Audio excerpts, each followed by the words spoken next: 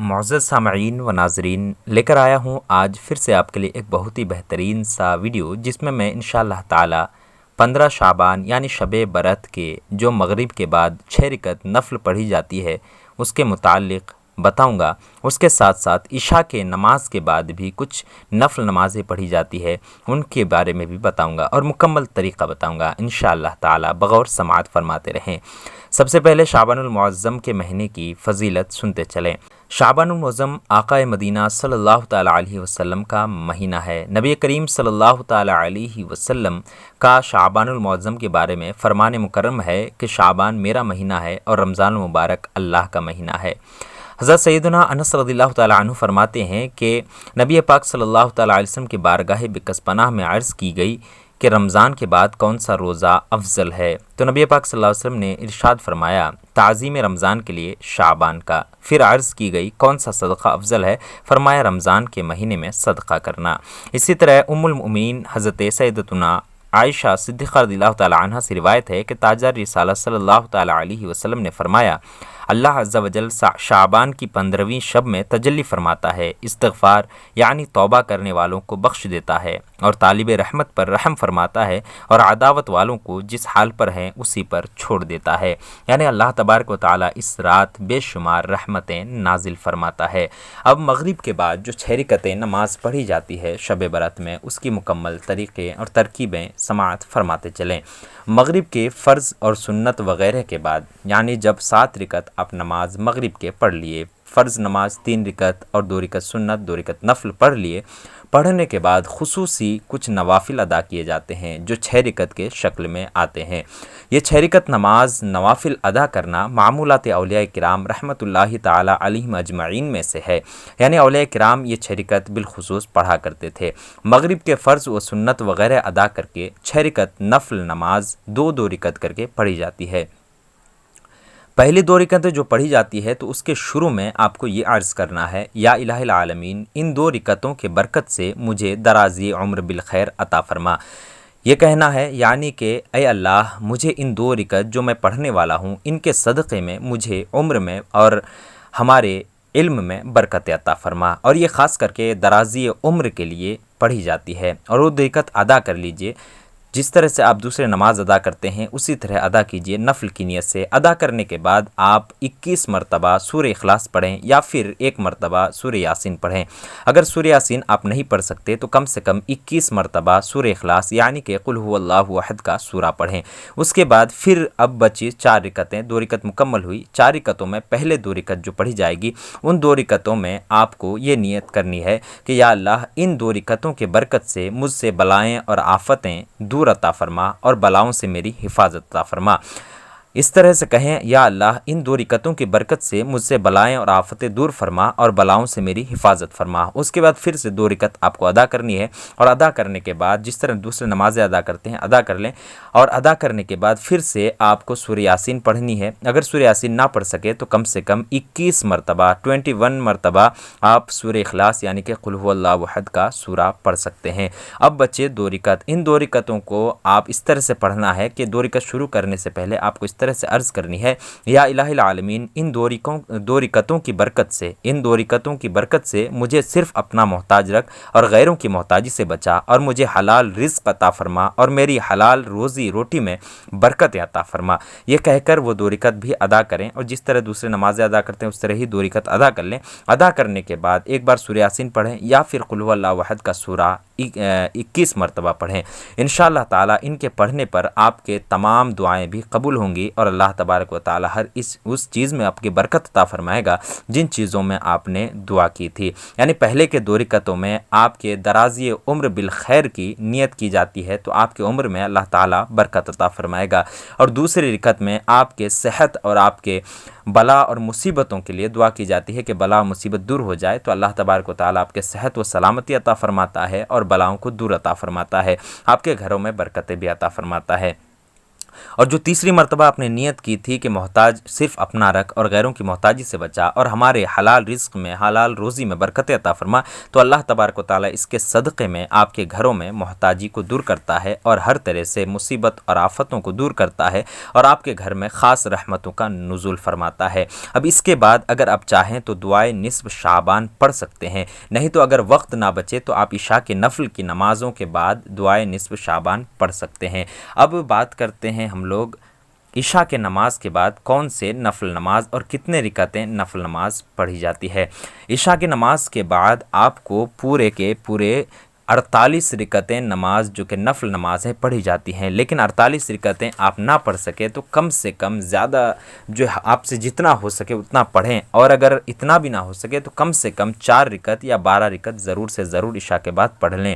اور ترکیب یہ بتائی جاتی ہے کہ سب سے پہلے 2 رکعت نفل نماز پڑھنی ہے، اور پڑھنے کے بعد جب آپ 2 رکعت نماز پڑھ رہے ہوتے ہیں تو پہلی رکعت میں سورہ فاتحہ کے بعد آیت الکرسی 15 بار اور سورہ اخلاص 1 مرتبہ پڑھنا ہے۔ دونوں رکعتوں میں اس طرح کرنا ہے۔ اس کے بعد سلام پڑھنا ہے، سلام پھیرنا ہے، اور سلام پھیرنے کے بعد درود پاک پڑھنا ہے۔ اور اس کی فضیلت یہ ہے ان 2 رکعتوں کی کہ آپ کے رزق میں برکت ہوگی، رنج و غم سے آپ نجات پائیں گے، گناہوں کی بخشش و مغفرت ہوگی۔ اس کے بعد عشاء کے بعد بتائی جاتی ہے 8 رکعت پڑھنی ہے، اور وہ بھی 2 رکعت کر کے۔ اس کی ترکیب یہ ہے کہ ہر رکعت میں سورہ فاتحہ کے بعد 5 مرتبہ سورہ اخلاص یعنی قل هو اللہ احد پڑھنا ہے۔ ہر رکعت میں آپ کو یہی کرنا ہے کہ سورہ فاتحہ 1 بار اور 5 مرتبہ سورہ اخلاص پڑھنا ہے۔ اس طرح سے 2 رکعت کر کے 8 رکعت آپ کو پڑھنا ہے۔ اس کی فضیلت یہ بتائی جاتی ہے کہ گناہوں سے آپ پاک صاف ہو جائیں گے اور دعائیں بھی آپ کی قبول ہوں گی اور بہت بڑا آپ کو ثواب بھی عطا کیا جائے گا۔ اس کے بعد 12 رکعت آپ کو 2 رکعت کی نیت سے پڑھنا ہے۔ ہر رکعت میں سورہ فاتحہ کے بعد 10 بار سورہ اخلاص پڑھنا ہے، اور نماز ادا کرنے کے بعد کلمہ توحید یعنی کہ چہارم کلمہ لا الہ الا اللہ وحدہ لا شریک لہ لہ الملک ولہ الحمد یحیی ویمیت وہو حی لا یموت ابدا ابدا ذو الجلال والاکرام بیدہ الخیر وہو علی کل شیء قدیر۔ اور جو بھی چہارم کلمہ 2 طریقے کے آتے ہیں، جو بھی آپ کو جون سا بھی آپ کو چہارم کلمہ یاد ہے وہ پڑھ سکتے ہیں۔ اور 10 بار کلمہ تمجید یعنی سبحان اللہ والحمد للہ ولا الہ الا اللہ واللہ اکبر، یہ آپ کو 10 بار پڑھنا ہے، اور درود شریف 1 مرتبہ پڑھنا ہے، اور یہ جو ہے آپ کی نماز مکمل ہو گئی۔ اب پھر بتائی جاتی ہے کہ 14 رکعت آپ کو 2 رکعت کر کے پڑھنی ہے۔ ہر رکعت میں سورہ فاتحہ کے بعد جو سورہ چاہیں وہ پڑھ سکتے ہیں، اس میں کوئی آپ کو قید نہیں لگائی جاتی۔ اس کی فضیلت یہ بتائی جاتی ہے کہ جو دعا مانگیں گے وہ قبول ہوگی۔ اور پھر 4 رکعت ایک سلام سے پڑھنا ہے۔ اب تو 2 سلام سے پڑھی گئی، اب ایک یہ ہے کہ 4 رکعت ایک ہی سلام سے آپ کو پڑھنا ہے، اور اس طرح سے آپ کو نیت کرنی ہے کہ 4 رکعت نفل نماز کی نیت کر رہا ہوں اللہ تعالیٰ کے لیے، منہ میں طرف کعبہ شریف کے اللہ اکبر کہہ کے نیت باندھنی ہے۔ ترکیب یہ ہے کہ ہر رکعت میں سورہ فاتحہ کے بعد 50 بار سورہ اخلاص پڑھنا ہے۔ 4 رکعت اسی طرح پڑھنا ہے، یعنی ہر رکعت میں 1 بار سورہ فاتحہ اور 50 بار سورہ اخلاص پڑھنا ہے۔ اس کی فضیلت یہ ہے کہ گناہوں سے ایسے پاک انسان ہو جاتا ہے جیسے ابھی ماں کے پیٹ سے پیدا ہوا ہو، یعنی اللہ تعالیٰ آپ کے تمام گناہوں کی بخشش فرما دیتا ہے۔ اور پھر اس کے بعد 8 رکعت ایک سلام سے پڑھنی ہے، ایک ہی سلام میں 8 رکعت نمازیں ادا کرنی ہے۔ ہر رکعت میں سورہ فاتحہ کے بعد 11 بار سورہ اخلاص پڑھنی ہے، اور اس کا ثواب خاتون جنت حضرت فاطمہ الزہرا رضی اللہ تعالی عنہا کو نظر کرنا ہے کہ میں نے یہ جو نماز پڑھی ہے اس کا ثواب جو بھی عطا کرنے والا ہے، یا اللہ یہ تمام ثواب خاتون جنت حضرت فاطمہ الزہرا کو پہنچا، یہ کہہ دیں۔ اور کہنے کے بعد اس کی فضیلت یہ بتائی جاتی ہے کہ حضرت فاطمہ الزہرا فرماتی ہیں کہ میں اس نماز پڑھنے والوں کو شفاعت کیے بنا جنت میں قدم بھی نہ رکھوں گی، یعنی آپ نے یہ فرما دی ہے کہ جب تک میں اس کی شفاعت نہ کروا دوں جس نے یہ 8 رکعت نماز پڑھی اور مجھے بخشا، تو اس وقت تک میں بھی جنت میں نہ جاؤں گی۔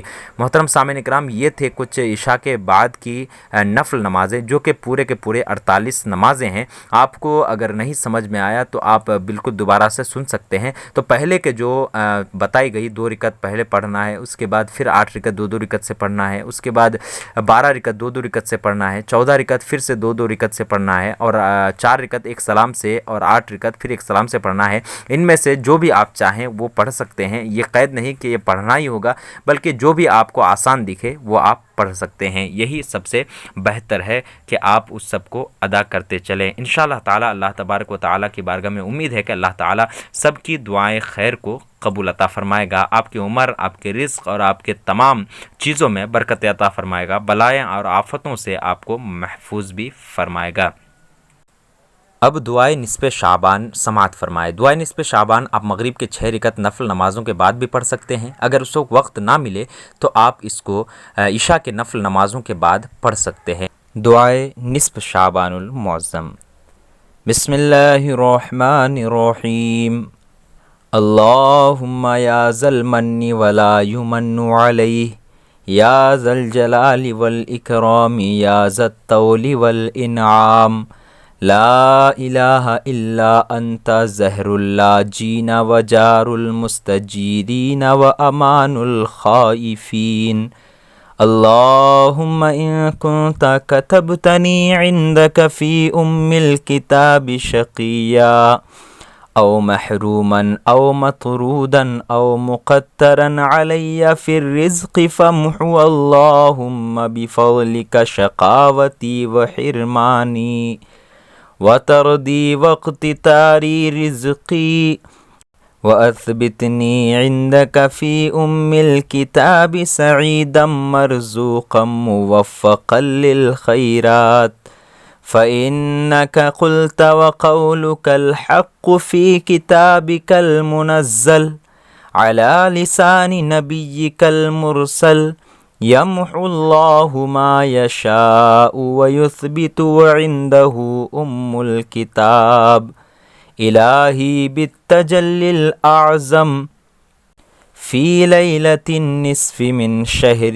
شعبان المكرم التي يفرق فيها كل أمر حكيم ويبرم، أن تكشف عنا في البلاء والبلواء ما نعلم وما لا نعلم، وأنت به أعلم، إنك أنت الأعز الأكرم۔ وصلی اللہ تعالی علی سیدنا محمد وعلی آلہ واصحابہ وسلم، والحمد للہ رب العالمین۔ یہ پورا کا پورا دعائے نصف شعبان ہے۔ بہت ساری کتابوں میں آپ کو تھوڑا بہت فرق دکھے گا، لیکن یہ اہل سنت والجماعت کے نزدیک یہی دعا ہے، اور اس کو میں نے رومن انگلش میں بھی دے دیا ہے، جو کہ عربی ہے لیکن رومن انگلش میں ہے۔ آپ اگر آسانی ہو سکے گی آپ کے لیے، اگر آپ عربی نہیں پڑھ سکتے تو آپ اس کو انگلش میں دیکھ کر پڑھ سکتے ہیں، کیونکہ وہ بھی عربی کے طرز پر ہے لیکن رومن انگلش میں ہے۔ انشاءاللہ تعالیٰ یہ آپ کے لیے بہت ہی فائدہ مند ہوگا۔ اللہ تبارک و تعالیٰ کی بارگاہ میں دعا ہے کہ اللہ تعالیٰ سب کی دعائیں قبول عطا فرمائے۔ پھر ملتے ہیں کسی ایسے ہی ویڈیو کے ساتھ، تب تک کے لیے الوداع، اللہ حافظ۔ اگر آپ کو ہمارا ویڈیو اچھا لگے تو لائک، شیئر، سبسکرائب ضرور سے ضرور کر دیں۔